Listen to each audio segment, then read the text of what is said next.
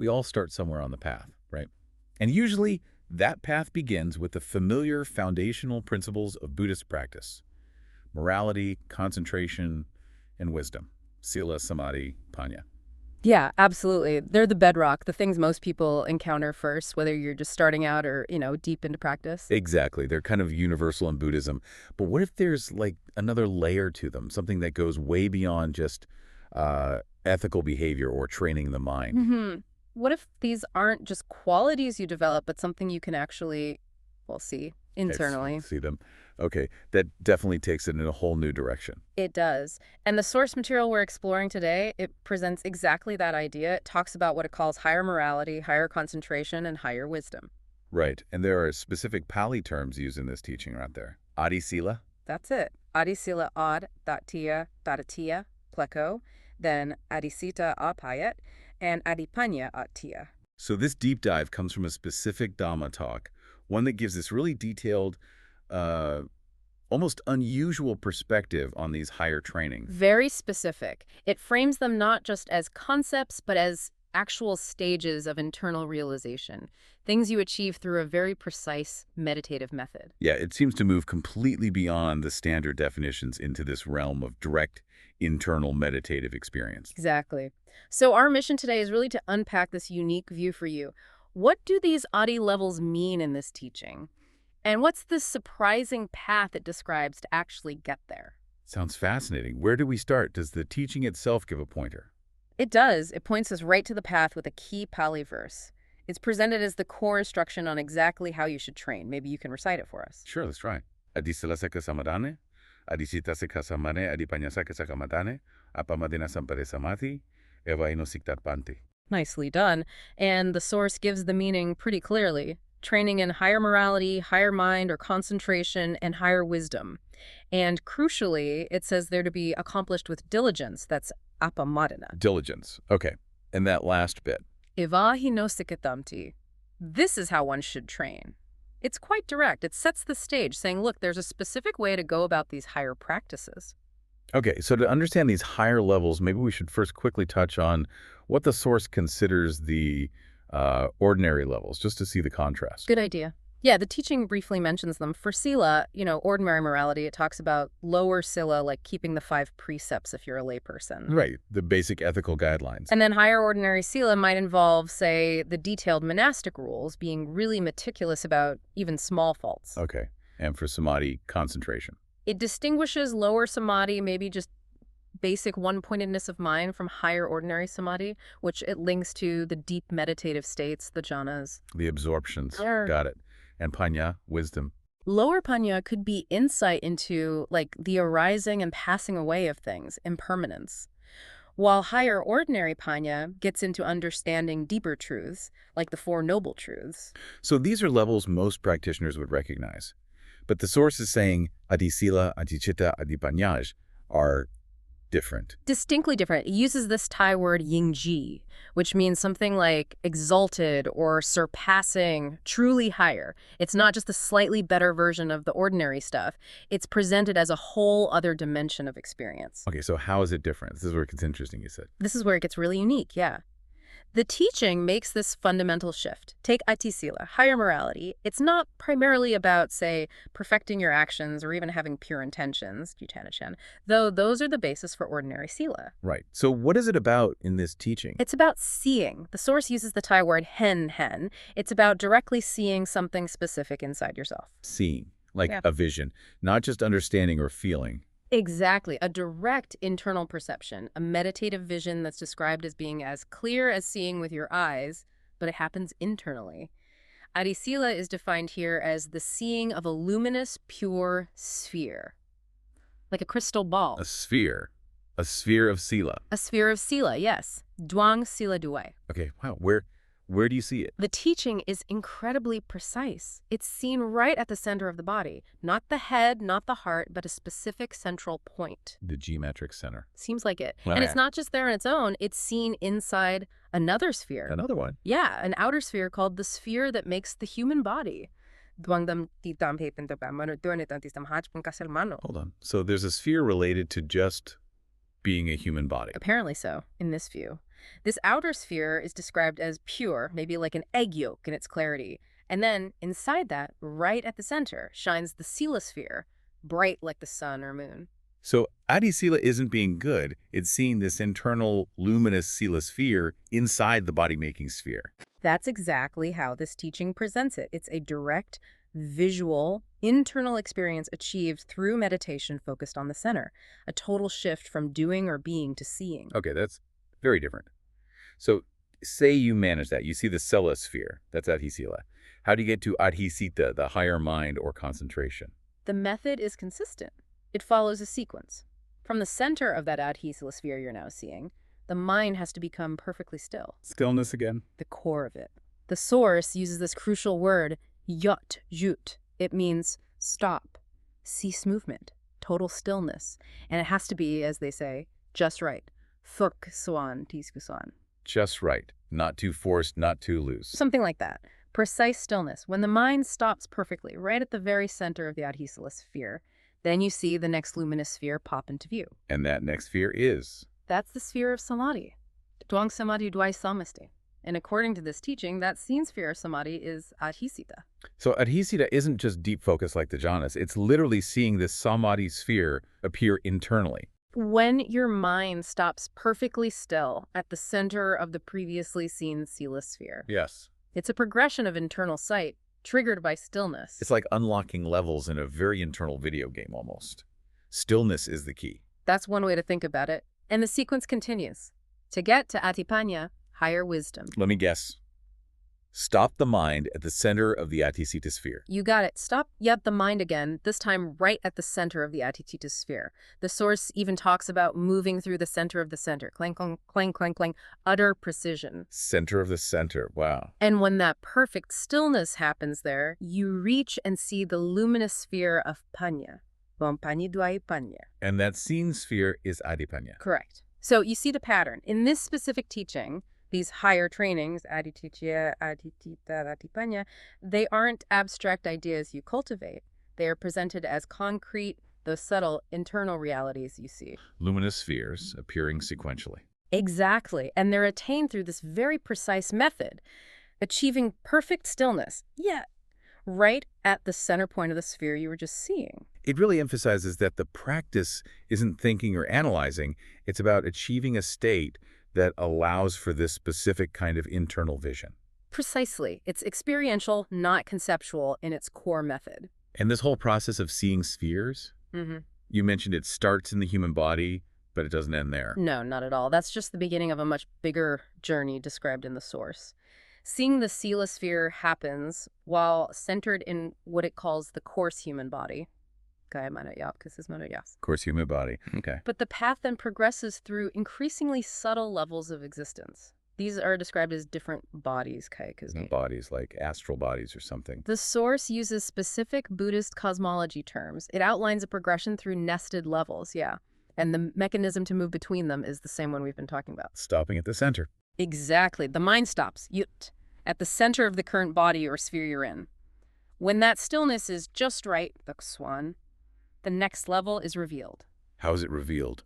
Another sphere? Sometimes it's seeing another key sphere first, like the Vimutti sphere vi.mutti, or the Vimuttinādasana sphere vi.tjasasan.tsaa.na. Seeing those spheres through stillness then leads you to seeing the next, more subtle body. Okay, so stop at center of sphere A, see sphere B, and seeing sphere B lets you perceive body 2, which is more subtle than body 1. Is that roughly it? That's the basic mechanic described, yes. Stop, see the next sphere, see the next body. It's like using stillness as a key to unlock finer and finer levels within yourself. What are these bodies it lists? It follows a sequence within the traditional realms of FOP. You start with the coarse human body, then through stillness, you access and see the subtle human body. Subtle human body. Then, continuing the process within that, you reach the coarse celestial body, and then the subtle celestial body. Celestial like divas. Seems to correspond to those realms, yes. Then, same process. Coarse and subtle fine material body, Kaya Rupa from Kajusurus Prom, associated with the Brahma worlds. The Rupa realms. Right. And finally, the coarse and subtle immaterial body, Kaya Rupa from Kajur from, linked to the Arupa realms. So that's 8 bodies altogether. Coarse, subtle human, coarse, subtle celestial, coarse, subtle fine material, coarse, subtle immaterial. 8 bodies within the realms, exactly. And the key point is, in each of these bodies, the practitioner repeats the process. The same process, stopping and seeing the spheres. Yes. Within each of those 8 bodies, you have to stop the mind at its center, see the Sila, Samadhi, Paññā spheres appropriate to that body, which then, through further stillness, reveals the Vimutti spheres, and ultimately leads to the perception of the next body in the sequence. Wow, so it's a methodical step-by-step journey through layer after layer of internal reality, using the same core technique. That's the picture painted by the source, yes. A very structured internal progression. But it doesn't even stop with those 8 bodies. There's more. Beyond the immaterial realms. According to this teaching, yes. This whole journey through the 8 bodies, using stillness and seeing the spheres within each, is what leads you out of the cycle of realms altogether. It leads to the attainment of the Dhammakāya. The Dhammakāya, Keshikiyam, and that's described as being outside the realms. Explicitly outside the 3 realms, Kamaloka, Rupaloka, Arupaloka. It's presented as a body of pure Dhamma, inherently luminous and perfect. What's it like? Does the source describe it? Oh, yes, quite vividly. It's often compared to a radiant Buddha image. Very specific features are mentioned, like having a lotus bud-shaped top knot or pinnacle on its head. A physical feature. An internal visual feature, yes. Right. And its size is often given relative to its own lap width. For instance, the first level, the stream enterer Dhammakāya, might be described as 5 fathoms wide at the lap and 5 fathoms high. And incredibly clear, like looking into a perfectly polished mirror. So it's not just a feeling or a state. It's perceived as a distinct, visible internal form with dimensions. Very much so. A body made of pure Dhamma. And here's the crucial part for our topic. When you reach and see this Dhammakāya, the spheres you see inside it, the Sila, Samadhi, and Paññā spheres, now take on the title of Adhisīla, Adhicitta, Adhipaññā. Ah, so the definition shifts again. The spheres seen in the previous 8 bodies were, like, preliminary. Exactly. In hindsight, those spheres in the human, celestial, etc. bodies are now considered ordinary, Sila, Samadhi, Paññā. It's only when you reach the Dhammakāya, the body outside the realms, that the spheres seen within it truly qualify as Adhisīla, Adhicitta, Adhipaññā in the highest sense described by this teaching. So the term higher is relative. It depends on which body you've attained and are centered in.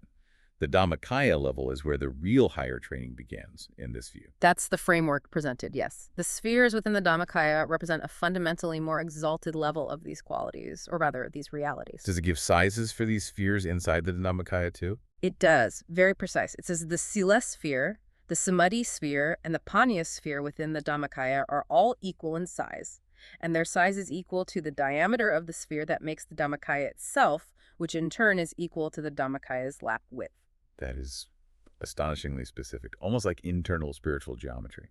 It's a hallmark of this particular teaching, this level of precise visual internal detail. Does the path end once you attain the first Dhammakāya? No, the source describes further progression, mapping onto the classic stages of Buddhist awakening. Ah, stream entry, once returner, those stages. Exactly. It talks about progressing through increasingly subtle, refined, and larger Dhammakāyas.